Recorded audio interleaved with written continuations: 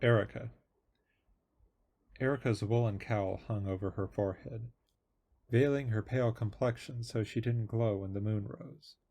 Crouched in a crevice, bow in hand, she guarded the men-at-arms as they hurried down the ridge of the canyon, not far beyond the boundary of Tellwater Valley. By the might of my father's gods, keep them safe, she prayed as they dashed into the shadows. They weren't just soldiers. They were the men she'd sparred with and who taught her what she knew concerning warfare. Men she admired. Men whose character she respected. Powerful men. She'd be joining them for the first time in action against the opponent. A chill of excitement rushed through her, but a knot formed in her stomach when she caught wind of their foe.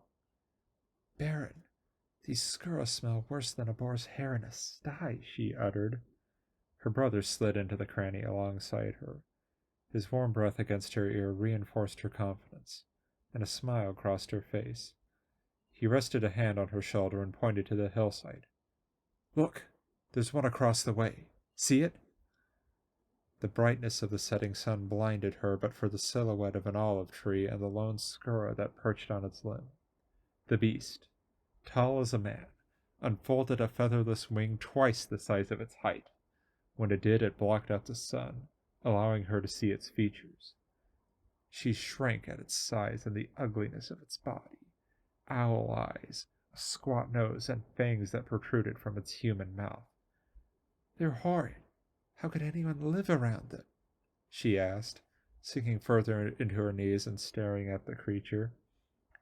Baron had described them to her at home, in the comfort of the grand hall over a chalice of wine. How much more daunting they were in the flesh! It's not as though Lord Garion has a choice. She took her eyes off the skura to study Baron. Tell me, is it true this wizard bonded with the Emperor of Castamia to gain the power to control these creatures? Baron hadn't admitted to believing in the thaumaturge named Skotati. The legends came from country folk who lived in the southern villages along the river Rhine. Even Erica thought the tale far-fetched. According to legend, the wizard Skotati had taken on the properties of his magic rather than wielding it, and bonded himself to the Emperor Baldi in a conspiracy to conquer the world. Someone assassinated Baldi the Great years ago, Erica whispered. If the Skotati still lives, did he bond to Baldi's grandson Barty, son of Mosher, as well? Are these skura a leg of Castamia's army, or Skotati acting on his own? You're assuming the legends are true. Well, if they were, what would Skotati want with these vineyards? Revenge, they say, Baron replied. She peeked at him. His smile had disappeared, replaced by a set jaw. Our grandfather fought these beasts, Erica. Same enemy. Same war. Then it's ours to end. She lifted her bow. Not yet. He stayed her hand. Patience. We'll have plenty of opportunities to kill these beasts. Wait for the ambush. He surveyed the terrain. A band of foreign warriors is coming to aid us. I'm not sure when they'll be here, but we can't wait too much longer. We need to attack before dark. Erica took her focus off the skura and regarded the landscape. The limestone cliffs grew dim as the sun sank behind the crest of the mountain. Nothing stirred. No sound, not even the chirp of a cricket. The breeze itself held its breath. No sign of any foreign army. When Commander Neil and I reach the grove, we'll strike. Shouldn't be more than 100 of these beasts, and then we'll dodge for cover. You and these men will pick off the ones that fly out of the gorge. Erica wet her lips and glanced as the men hunkered along the rim. They had crossbows, a Castamian weapon so new to their kingdom Baron hadn't yet trained her with one. You'll do well. Baron patted her on the back. His smile reassured her. After this, you won't need to petition Father to come with me. I have faith in you, Princess Erica. Thank you, Prince Baron, she uttered with a grin. Nothing pleased her more than her brother's trust. Silence cloaked the landscape as Baron joined his men-at-arms, now swallowed in shadow. Erica blew a curl from her forehead. Today held her chance to prove to her father that she could be a warrior.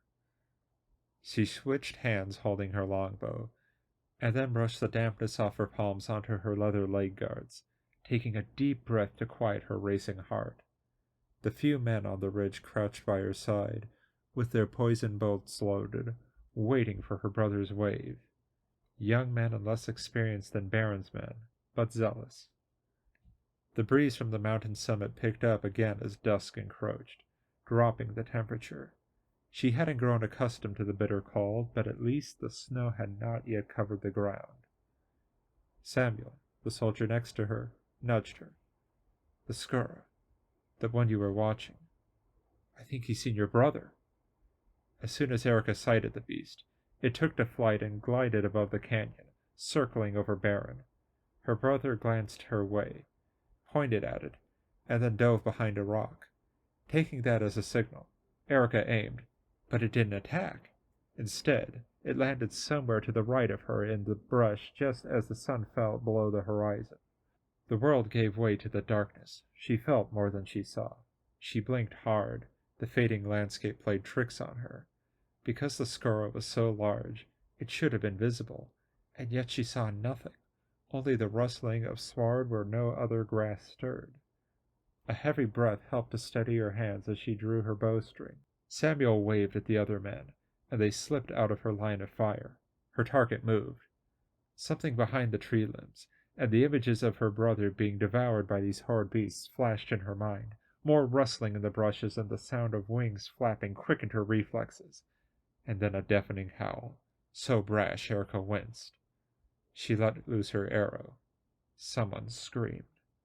With what rumbled like headwaters rushing into a canyon, a dark cloud of flying beasts tore out of the trees below, soaring in formation like a clump of geese.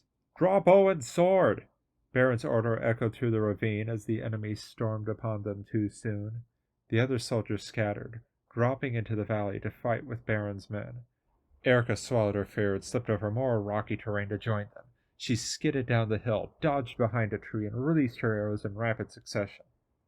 No sooner had she reached the basin when an open-mouthed Skura flailed at her, its bloody tongue flapping in the wind. Before she could shoot, its talons snatched her by the shoulders and dragged her through the brush. As it dug into her leather armor, she dropped her bow and clenched her dagger. She slashed the beast's scabby legs. Its talons dug deeper as it dragged her over rocks, stripping her baldric free, crushing her quiver, and breaking the pack off her back. She thrust her dagger into its body. Blood splattered. The Skura released her, and she plummeted to the ground. The wounded beast fell beside her. She rolled away from the Skura's body, staggered to her feet, and picked up a sword lying next to a fallen soldier, then charged into combat, swinging and hacking at scaly forms and ghastly faces that screeched until her ears hurt. Her arms grew heavy. Her fingers cramped around the hilt of the weapon, but she could not stop lest she die. Louder than the Skura's screeches, drums beat. Drums? A force unseen sucked the beast she had been fighting into the sky, and a whirlwind took shape, spinning it and hundreds of other beasts into the heavens. The faster the drums beat, the wilder the wind reeled until the entire legion hovered overhead. Just as the pounding had started, the drumming ceased and the horde of Skura tumbled. Soldiers dodged out of the way as the Skura crashed against the earth, one after another, dust billowing into the air. And when the grime settled, a pile of dead Skura remained. Silence followed. Erica swayed, blinked sweat out of her eyes, and wiped the blood from her face. Her shoulder ached. She abandoned the sword, letting it drop into the same dust that would bury its keeper. Soldiers rose from the debris, stumbling among the fallen, treading over the limp bodies of men and beasts. There must have been 20 Potamine soldiers fallen. Many more Skura than Baron had estimated lay among them. Baron ran up the slope and met with his commander and several other men who hid in the shadows. She followed and paused when Baron, his face pale in shock, fell on his knees at the feet of the white-haired man lying in the grass. The stranger wore attire she had never seen. Leather pants, red bands adorned his ankles, turtle shells covering his calves, Beads laced his neck, and black feathers dangled from his arms and in his hair. Armor made of woven grass had shielded him, but now collapsed, broken apart, an arrow embedded in his chest. Her arrow.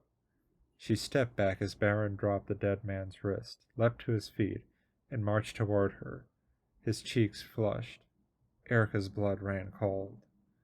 She stumbled over the stony field as Baron grabbed her arm and pulled her away from the others. "Don't let those people know you did this."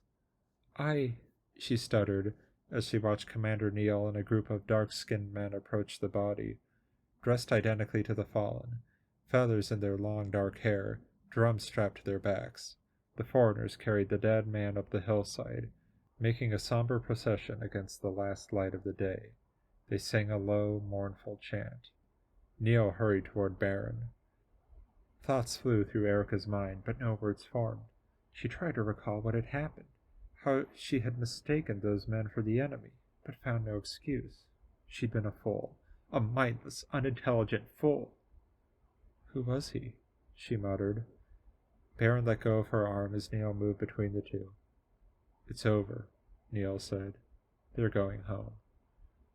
Baron gave Neil a nod. "Not a word," he reminded Erica, with a look so foreboding the impact drilled a hole in her heart. He pivoted and walked away. Erica's unanswered question loomed. "The Nisi king. He and his warriors came to help us." Neil's voice lacked the fierceness of Baron's, yet his countenance displayed the gravity of the man's death. He followed Baron. Stripped of dignity, Erica's heart sank as shame devoured her. Her hand shook, her throat tightened. Had they abandoned her on a raft in the middle of the ocean, she would not have felt more alone.